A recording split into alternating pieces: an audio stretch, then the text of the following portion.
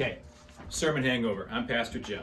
One of the things that didn't make it into my sermon this week is this passage from a woman named Cesar Juan, and this is from her paper, Where Have All the Ghosts Gone? Evolutions of a Concept in Biblical Literature.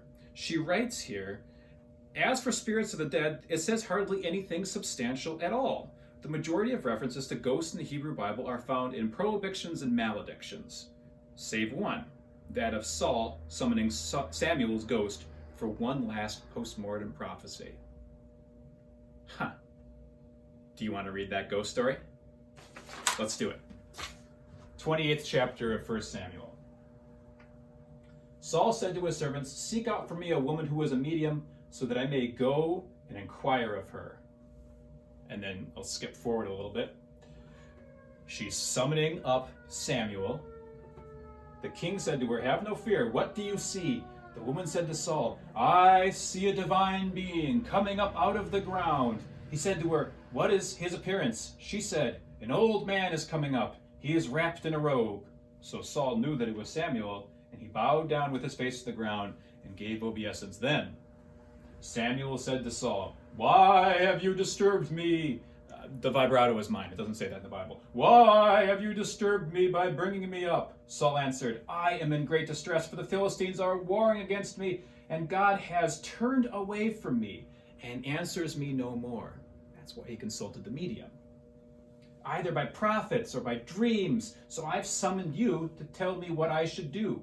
Samuel said, why then do you ask me, since the Lord has turned away from you and become your enemy? The Lord has done just as he spoke by me, for the Lord has torn the kingdom out of your hand and given it to your neighbor David. And I'll skip forward a little bit here. Moreover, the Lord will give Israel along with you into the hands of the Philistines, and tomorrow you and your sons shall be with me. It's a good ghost story. Creepy, huh? We don't really see ghost stories in the Bible at all, so that's kind of a weird one, though, too. In fact, if, as Cesar Juan says there, every single example we have of it is don't do ghosts, don't consult ghosts, don't go to mediums, what is the story doing in there? Well, here's the deal. So the Bible is made up of lots of different interactions with different cultures. And I gotta be honest with you, major portions of the interactions they have with those cultures are conflicted. And in fact, many of them are oppressive. One of the chief oppressors of the people of Israel were the Babylonians. What they did to the southern kingdom of Judah was to actually take everyone living there of any importance, learning, positions of authority, and take them and bring them into Babylon in exile. And during that time, the people being oppressed, being exiled there in Babylon, got to work. What did they do?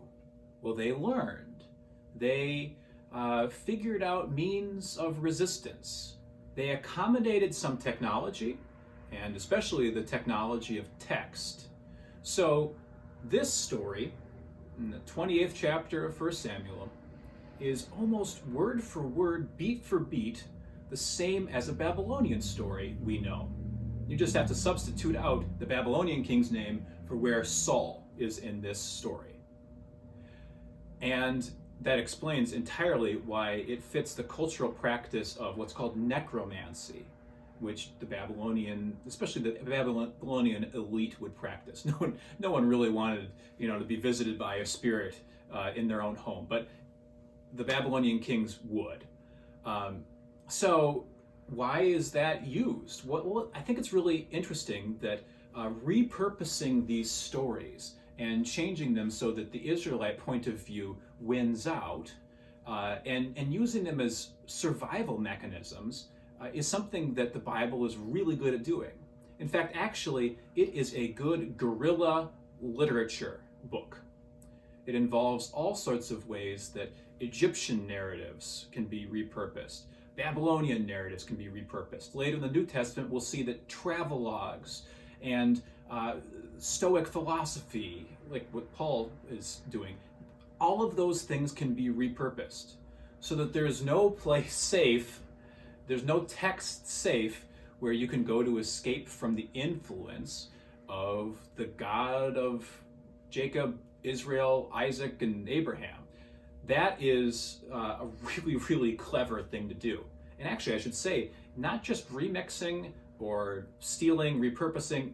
There's other things the Bible does too. It actually invents entire new genres of literature if needed, like the Gospels, which really don't have any sort of literary parallel anywhere else in the ancient world. It's a very unique form of literature that serves its function very well. I have come to believe myself in Jesus Christ in large part because of the Gospels and that incredibly useful brand of literature. Now here's where we turn to today.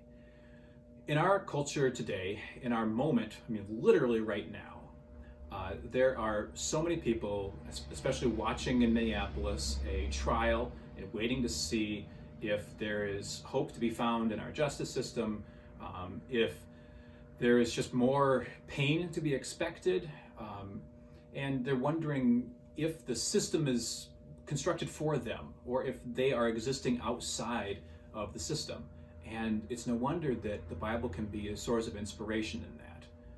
It can be certainly a healing balm, but can also be a text that teaches us how to resist and how to hold out for justice and how to look at the very words and texts that the oppressor uses to maintain power or to impose power and to subtly remake it into the image of goodness that God's shown us.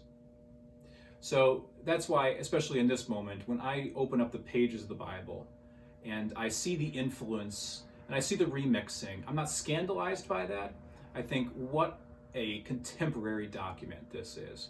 What a powerful thing that can be spoken into this world here again. And that's not illusory. That's not a ghost. That's real and it's tangible. And it's found in the resurrection of Jesus Christ, and it's found in his reassembled body, which is you and me and everyone else out there who has seen and believes. Change is coming up. I know this was a little bit of a long video. We're going to be back in person on May 2nd, so we have just this one last Sunday, Good Shepherd Sunday, and I expect to see all of you there. It's going to be great. But after that, I think that doing 2 sermons, I'm going to have to preach in person and then also record a version of it. It's probably going to make it so that my a little more in-depth sermons that have managed to do video editing and sound design and stuff like that are probably going away. I know, wow. If you didn't like them, you're probably happy and said, it's too many gimmicks. But for me, I've actually learned a lot about how to do that. And I think that my sermon hangover videos on Monday mornings are probably going to turn into something of that. So I am, I guess, announcing and looking forward to turning some of these videos into longer form, more edited sort of things. And I hope that you'll follow me along in that ride. And they might be shorter than this. This is more of an announcement video at this point in time. But thanks for sticking with me, and I will see you. Bye.